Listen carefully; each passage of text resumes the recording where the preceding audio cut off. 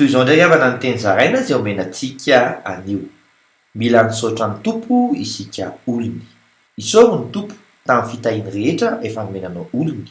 Araka eo amin'ny Salamo 7:12 amin'ny anaran'i Jesosy, misaora an' Jehovah ary fanahiko ary aza misy adinonao ny fitahiny rehetra.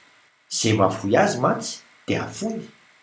Araka ny voasoratra ao tantara faharoa 4:20 amin'ny anaran'i Jesosy hoe, ary Zakaria zanak' Joiada ampisorona notsindrin'ny fanahin'Andriamanitra dia nitsangana teo amin'ny avoavo teo anatrehan'ny vahoaka izy ka nanao taminy hoe, izao no lazain'Andriamanitra, nahoany ianareo no mandika ny didin'i Jehovah ka tsy mahita fanambinana, satria efa nahafoy an'i Jehovah ianareo dia nahafoy anareo kosa izy. Efa niatra tamin'ny zanak'Israely izany. Araka ny voasoratra amin'ny Asan'ny Apôstôly 7:2-20 amin'ny anaran'i Jesosy, fa Andriamanitra niodina dia nanolotra azy hanompo izay eny amin'ny lanitra. Araka ny voasoratra eo amin'ny boky mpaminany hoe, moa nanatitra zavatra voavony sy fanatitra ho 7 taona tany anefitra va ianareo ry taranak'Israely?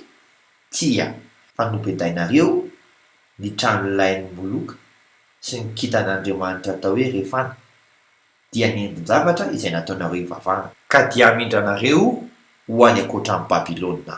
Tiany isika matoa anarany. Vavaka isika.